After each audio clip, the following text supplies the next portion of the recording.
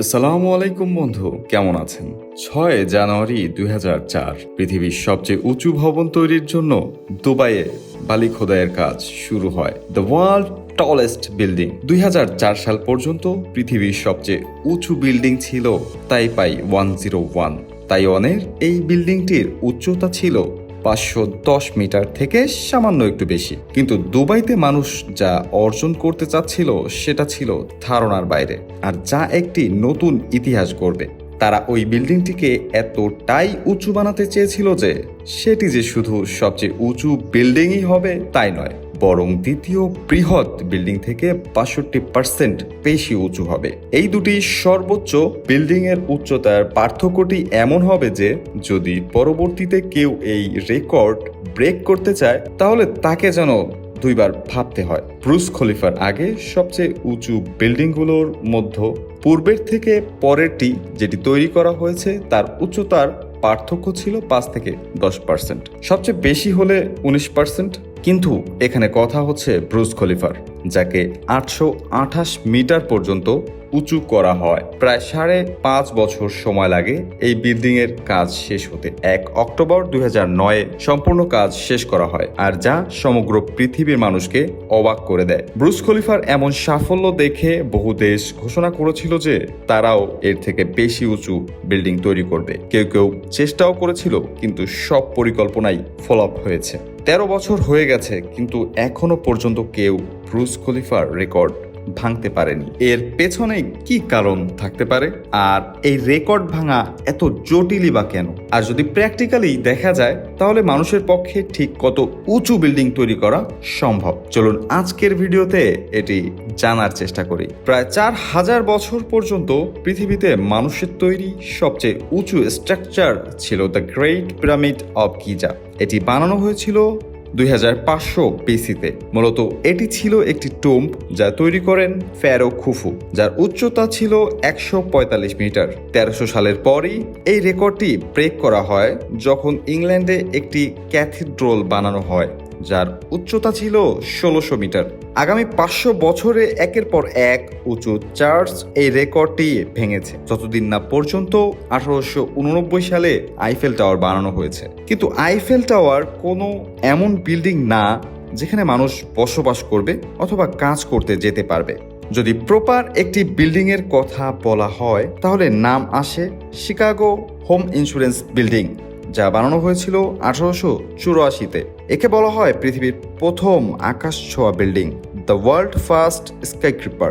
এই বিল্ডিংটি বানানো হয়েছিল মানুষের জন্য, যেখানে মানুষ কাজ করতে যেতে পারে, যেটিকে অফিস হিসেবে ব্যবহার করা যায়। এর আগে যেসব উঁচু ইমারত ছিল সেগুলো হয় রাজা মহারাজা আর না হয় সৃষ্টিকর্তার জন্য বানানো হয়েছিল। তাই মানব সভ্যতার ইতিহাসে এটি একটি টার্নিং পয়েন্ট ছিল। যদিও এই বিল্ডিংটি খুব বেশি উঁচু ছিল না, মাত্র 55 মিটার উঁচু ছিল, যা পিরামিড অব গিজা থেকে সামান্য ছোট।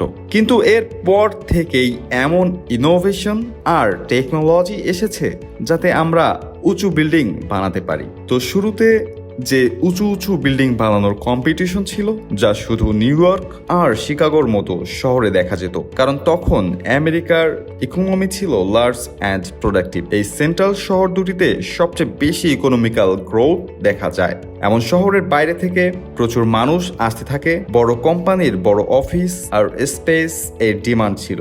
এজন্য এত সব মানুষের থাকার জায়গার জন্য এই সুউচ্চ ভবনগুলো তৈরি করার প্রয়োজন পড়ে। কিছু অনারেবল মেনশন এখানে আছে, যেমন নিউ ইয়র্কের এম্পায়ার স্টেট বিল্ডিং, যা 1931 থেকে 1971 সাল পর্যন্ত পৃথিবীর সবচেয়ে উঁচু বিল্ডিং হয়েছিল। 40 বছর পর্যন্ত এই রেকর্ড ঠিক ছিল। যদি বর্তমান সময়ের কথা বলি তাহলে এটাই পৃথিবীর সবচেয়ে বেশি সময় ধরে রাখা রেকর্ড। 1971 সালে এই রেকর্ডকে বিট করে নিউ ইয়র্কের একটি বিল্ডিং, ওয়ার্ল্ড ট্রেড সেন্টার, যার উচ্চতা ছিল 417 মিটার, যা এম্পায়ার স্টেট বিল্ডিং থেকে 9% বেশি উঁচু ছিল। 1998 সালে এই রেকর্ড আমেরিকা থেকে বের হয়ে এশিয়ায় শিফট হয়, যখন কুয়ালালামপুরে বানানো হয় পেট্রোনাস টাওয়ার।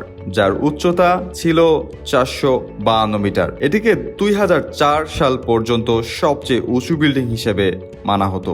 এরপর তাইপাই 101 এটিকে বিট করে। আর 2010 সালে ব্রুজ খলিফা 828 মিটার উচ্চতায় সবাইকে ছাড়িয়ে যায়। প্রকৃতপক্ষে প্রথম যখন ব্রুজ খলিফার প্ল্যানিং চলছিল, এর ইনিশিয়াল প্রপোজড হাইট ছিল 550 মিটার। এরপর প্ল্যানিং এর সময় আস্তে আস্তে এটি এই পর্যন্ত বাড়ানো হয়েছে। 1990 এর আগে দুবাই মূলত একটি গ্রাম ছিল, যেখানে ফিশিং ও পার্ল ডাইভিং করা হতো, যেখানে সবেমাত্র অয়েল ডিসকভার করা হয়েছে। এরপর 1990 থেকে 2000 সালের মধ্যে দুবাইয়ের লিডাররা চাচ্ছিলেন যে কিভাবে তারা তাদের অর্থনৈতিক চাকাকে ঘোরাতে পারে, কিভাবে শুধু তেলের উপর নির্ভরশীল না হয়ে আরো সামনে অগ্রসর হওয়া যায়। তাই তারা চাচ্ছিল দুবাই যেন একটি ইন্টারন্যাশনাল ট্যুরিজম হাবে পরিণত হয়। এজন্য ইন্টারন্যাশনাল অ্যাটেনশন ও বিদেশি বিনিয়োগ পাওয়ার জন্য তাদের এমন কিছু করতে হবে যাতে সারা দুনিয়া অবাক হয়ে যায়। ব্রুজ খলিফা এতটাই উঁচু, আপনি যদি উপর থেকে লাফ দেন এর নিচ পর্যন্ত পৌঁছাতে আপনার 13 সেকেন্ড সময় লাগবে, যদি বাতাসের কোনো বাধা না থাকে। আর যদি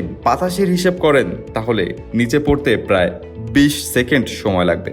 ব্রুজ খলিফা এতটাই উঁচু যে আপনি যদি এর নিচ থেকে সূর্য অস্ত দেখেন, এরপর দ্রুত লিফট নিয়ে একদম বিল্ডিং এর উপরে চলে যান, যেখান থেকে আপনি আবার সূর্যাস্ত দেখতে পারবেন। এই পুরো বিল্ডিংটি বানাতে খরচ হয়েছে $1.5 বিলিয়ন, যেখানে কাজ করেছে 12,000 শ্রমিক, প্রায় 100টি বেশি দেশের মানুষ, যারা কাজ করেছে 22 মিলিয়ন ঘন্টা। যে উদ্দেশ্যে এই বিল্ডিং তৈরি করা হয়েছিল সেটা সফল হয়েছে বলা যায়। আজকের দিনে দুবাই যে শুধু একটি অর্থনৈতিক পর্যটন হাব তা না, একটি অর্থনীতির কেন্দ্রবিন্দু। অনেক কোম্পানি দুবাইয়ে তাদের অফিস খুলতে চায়, অনেক মানুষ সেখানে চায় বসবাস করতে, চায় সেখানে সম্পত্তি কিনতে। আর যেই ডাউনটাউনে ব্রুজ খলিফা তৈরি করা হয়েছিল সেখানকার জমির দাম এতটাই বৃদ্ধি পেয়েছে যা দিয়ে খুব সহজে 1.5 বিলিয়ন রিকভার করা যায়। ব্রুজ খলিফায় এমন কি আছে যাকে বিট করা এতটাই জটিল? আর এর থেকে উঁচু যদি মানুষ বিল্ডিং তৈরি করতে চায় তাহলে মানুষের পক্ষে ঠিক কত উঁচু বিল্ডিং তৈরি করা সম্ভব? এটা জানার আগে আপনাকে বুঝতে হবে যে এত উঁচু বিল্ডিং তৈরির সময় ঠিক কি সমস্যা হয়। যখন বিল্ডিং এত উঁচু হবে তখন এটিকে নিজের ওজন ধরে রাখার ক্ষমতা থাকতে হবে। এইরকম উচ্চতায় হাওয়ার বেগ অনেক বেশি থাকে, এখানে হাওয়ার কারণে কোনো ক্ষতি না হয় সেটি নিশ্চিত করতে হবে। আর ব্রুজ খলিফা এই সমস্যাগুলোর সমাধান করেছে তার ইনোভেটিভ ডিজাইন দিয়ে। এর ডিজাইন যদি আপনি উপর থেকে দেখেন, যা একটি ওয়াই শেপের মতো একটি বিল্ডিং, যেখানে তার 3টি ডানা আছে, যেটিকে সাপোর্ট করা হয়েছে একটি হেক্সাগোনাল কোরের মাধ্যমে, যা তার একদম মাঝ বরাবর লাগানো হয়েছে। যে গঠন প্রণালী সেখানে ব্যবহার করা হয়েছে সেটি পরিচিত বাটারেস্ট কোর নামে, যেটি ইনভেন্ট করেছিলেন ব্রুজ খলিফার স্ট্রাকচারাল ইঞ্জিনিয়ার বিল বেকার। এই গঠন প্রণালী প্রথম ব্যবহার করা হয়েছিল সাউথ কোরিয়াতে। একটি টাওয়ার প্যালেস 3 তৈরি করা হয়েছিল যার উচ্চতা ছিল 263.7 মিটার। এই সফলতার পর আর্কিটেক্টরা বুঝলো এই গঠন প্রণালীর সাহায্যে তারা আরো অনেক উঁচু বিল্ডিং তৈরি করতে সক্ষম হবে। আর এটির সাহায্যেই ব্রুজ খলিফা এত উঁচু তৈরি করা সম্ভব হয়েছে। আর এতটাই উঁচু হয়েছে যা দ্বিতীয় সর্বোচ্চ বিল্ডিং থেকে 300 মিটার বেশি লম্বা। ব্রুজ খলিফা পৃথিবীর এমন দ্বিতীয় বিল্ডিং ছিল যেখানে এই বাটারেস্ট কোর সিস্টেম ব্যবহার করা হয়। এই সিস্টেমের সাহায্যে বিল্ডিং এ হাওয়ার ইম্প্যাক্ট কম করা সম্ভব হয়েছে। এটাকে আপনি তুলনা করুন নিউ ইয়র্কের রেসিডেন্সিয়াল বিল্ডিং এর সাথে, যেটি অনেক উঁচু তৈরি করা হয়েছে, যা সবচেয়ে উঁচু বিল্ডিং গুলোর একটি। কিন্তু এই বিল্ডিং এ তারা বাটারেস্ট কোর সিস্টেম ব্যবহার করেনি, আর এই জন্য তাদের বিল্ডিং এ হাওয়ার ইম্প্যাক্ট থেকে বাঁচাতে কিছু ফ্লোর খালি রাখা হয়েছে যাতে হাওয়া ভিতর দিয়ে পাস করতে পারে, যেমন এই 432 পার্ক অ্যাভিনিউ বিল্ডিং। এছাড়াও ব্রুজ খলিফার যেই ফাউন্ডেশন, তার নিচে 192টি কনক্রিট ও স্টিলের কলম ব্যবহার করা হয়েছে, যা 50 মিটার তলদেশ পর্যন্ত অবস্থিত। ঠিক একইভাবে উপরের বিল্ডিং বানানোর জন্য কনক্রিটকে উপরে পৌঁছানোর ব্যবস্থার প্রয়োজন হবে, সেজন্য পৃথিবীর সবচেয়ে বড় কনক্রিট পাম্প মেশিন বানানো হয়েছিল ব্রুজ খলিফা তৈরির জন্য। যদি বিল্ডিং এর বাইরের কথা বলি, যেখানে ব্যবহার করা হয়েছিল 1 লক্ষ স্কোয়ার মিটারের বেশি গ্লাস, যার ব্যবহার হয়েছিল বিল্ডিং এর বাইরে। এর থেকেও বেশি অবাক করা বিষয় হলো ব্রুজ খলিফার বাইরে রয়েছে পৃথিবীর সবচেয়ে বড় LED screen. Yes, world biggest LED screen. এই জন্যই আপনি ব্রুজ খলিফার উপরে লাইট শো দেখতে পান। দেখতে পান রং বেরঙের ডিজাইন এবং প্যাটার্ন। এটা কিভাবে সম্ভব হলো? একটি মুভি ট্রেলার একটি বিল্ডিং এর উপর কিভাবে দেখানো সম্ভব? হয়তো আপনি ভাবতেই পারেন এটি একটি প্রজেকশনের মাধ্যমে করা হয়েছে, কিন্তু এমন না। বিল্ডিং এর উপর লাগানো হয়েছে এলইডি লাইট, ঠিক যেমন আপনার কম্পিউটার স্ক্রিন অথবা টিভিতে ছোট ছোট লাইট থাকে। মোট 1.2 মিলিয়ন এলইডি লাইট এই বিল্ডিং এ লাগানো হয়েছে। কাছ থেকে দেখলে এলইডি লাইট এমন দেখা যায়, একটু বড়ই দেখা যাচ্ছে। যখন দূর থেকে দেখবেন এই 1.2 মিলিয়ন লাইট গুলো, তখন আপনার মনে হবে আপনি টিভি স্ক্রিন দেখছেন। এই কারণেই একটি সম্পূর্ণ মুভি এই বিল্ডিং এর উপর চালানো সম্ভব। আপনার এমন ধারণা হতে পারে যে যারা এই বিল্ডিং এর ভেতরে আছে তাদের তো সমস্যা হতে পারে, তারা সবসময় একটি ফিল্ম চলতে দেখবে আর এই লাইট গুলো জ্বলতে থাকবে। যার জবাব হলো একদমই না। এরপর যদি লাইট জ্বলা অবস্থায় আপনি ব্রুস খলিফার কাছে যান, তাহলে একটু কাছ থেকে দেখবেন লাইটগুলো সম্পূর্ণ বিল্ডিং এ লাগানো নয়, লাইটগুলো লাগানো শুধুমাত্র এর ফ্রেমে। আর এটাই যথেষ্ট। যখন আপনি দূর থেকে দেখবেন এমন মনে হবে যেন ভিডিও চলছে। এত উঁচু বিল্ডিং এ আরো একটি সমস্যা আছে। মনে করেন আপনি ব্রুস খলিফার 160 তলার ফ্লোরে আছেন, ঠিক সেই সময় বিল্ডিং এ আগুন লেগে গেল। তখন কি আপনি সিঁড়ি বেয়ে 160 তলা থেকে নিচতলায় আসবেন?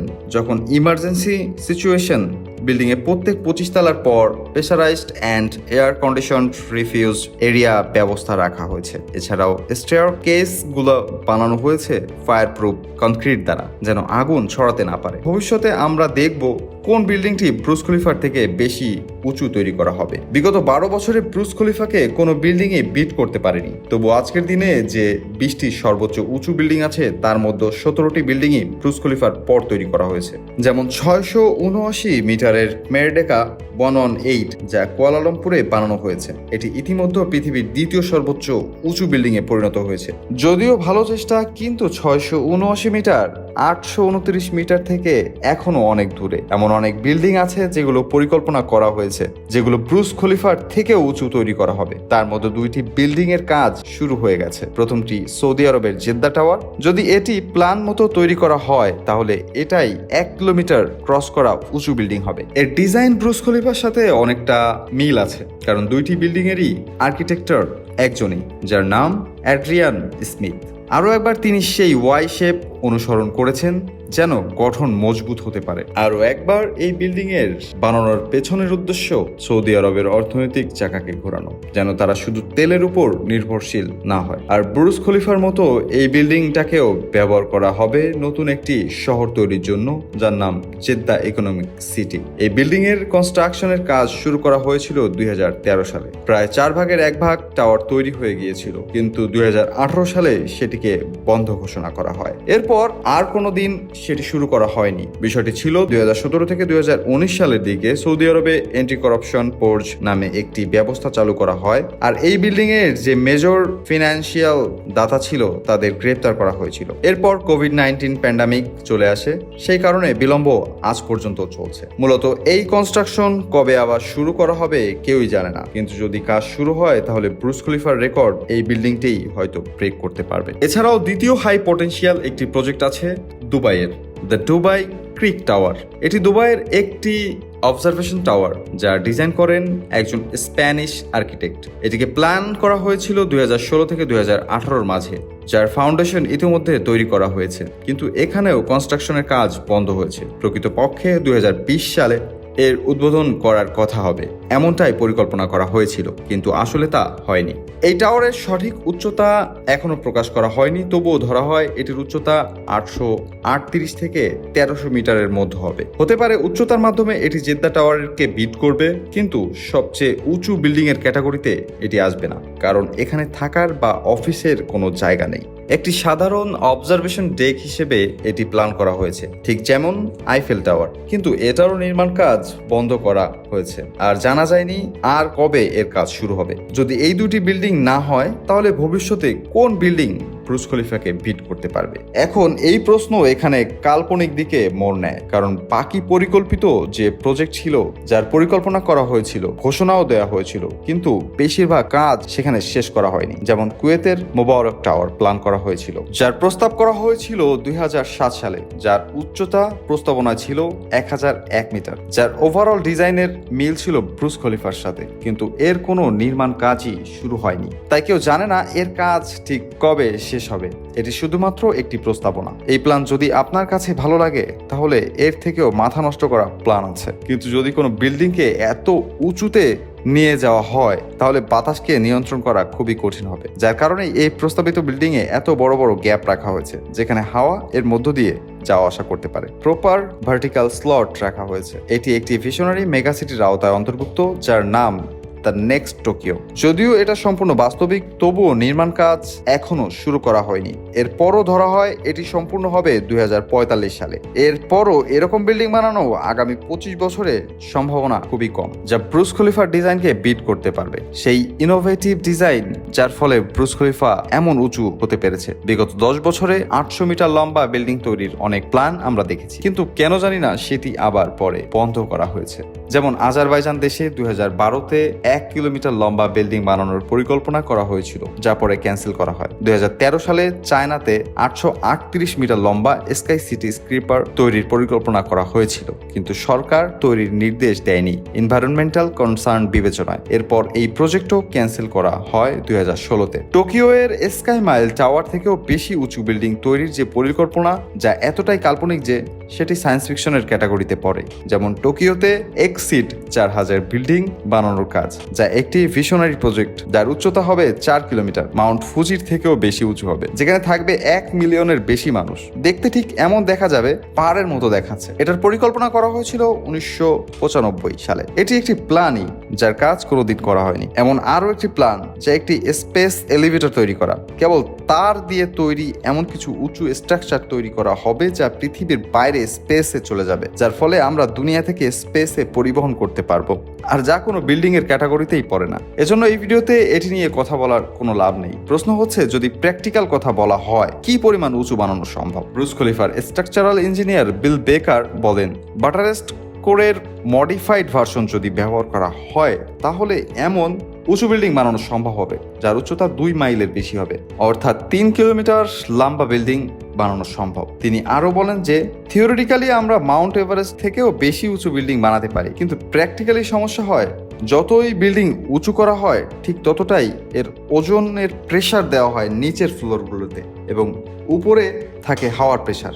এই দুইটাই হলো প্রাথমিক সমস্যা যখন একটি উঁচু বিল্ডিং তৈরি করা হয়। আমরা অবশ্যই ইনোভেটিভ ডিজাইন, ইঞ্জিনিয়ারিং এবং নির্মাণ কৌশল ব্যবহার করতে পারবো, কিন্তু তখন কি হবে যখন আপনার কনস্ট্রাকশন ম্যাটেরিয়ালই কাজ করবে না?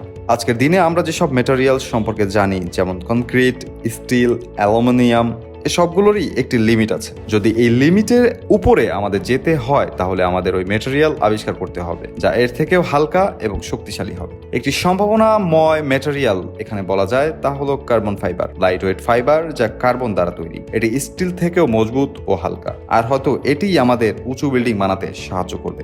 কিন্তু এসব ইঞ্জিনিয়ারিং জটিলতার আগে মানুষের শারীরিক সমস্যা তৈরি হবে। যখন এই বিল্ডিং 1.5 থেকে 3 কিলোমিটার মার্ক ক্রস করবে, উচ্চতা তখন এত বেশি হয়ে যাবে যে যেখানে এয়ার প্রেসারের ভিন্নতা চলে আসবে। আপনি যদি কখনো লেহ লাদাখ যান তাহলে বুঝবেন সেখানে কেন প্রথম 2-1 দিন বমি আসতে শুরু করে, মাথা ঘুরতে শুরু করে, কারণ আপনার শরীর ওই রকম উচ্চতায় যেখানে অক্সিজেন লেভেল খুবই কম সেখানে মানিয়ে নিতে পারেনি।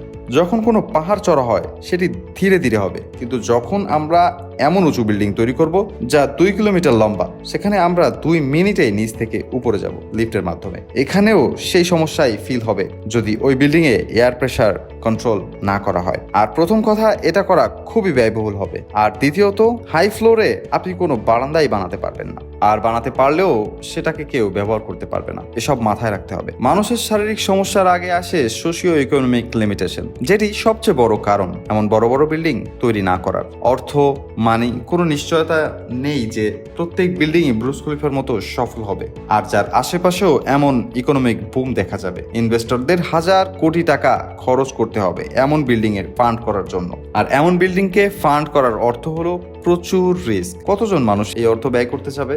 এছাড়া লোকাল গভর্নমেন্টের সাহায্য দরকার হবে, আর অনেক সরকার এমন জিনিস সাপোর্ট করবে না, কারণ বেশিরভাগ দেশই এই অর্থের আরো ভালো ব্যবহার সম্ভব হতে পারে। বাংলাদেশের মতো সরকার যদি সব অর্থ এমন উঁচু বিল্ডিং এর পেছনে ব্যয় করে তাকে একটি অপচয় বলা হবে। এই কারণে চায়না সরকার একটি আইন পাশ করেছে যে 500 মিটারের বেশি উঁচু বিল্ডিং এর অনুমোদন দেওয়া হবে না। এর বেশি উঁচু নির্মাণ অর্থাৎ শুধু দেখানোর জন্য করা হচ্ছে। প্রকৃতপক্ষে এটা শুধু টাকার নষ্টই মুসলিম। এছাড়াও এখানে এনার্জি কনজাম্পশন অনেক বেশি হবে, সরকারের অর্থও নষ্ট হবে, তাই তারা এটিকে ব্যান করে দিয়েছে। চাইনিজ সরকারের আইন অনুযায়ী যে শহরে 3 মিলিয়ন পর্যন্ত জনসংখ্যা, সেখানে হাইট লিমিট সেট করা হয়েছে স্কাই ক্রিপারের জন্য 250 মিটার পর্যন্ত।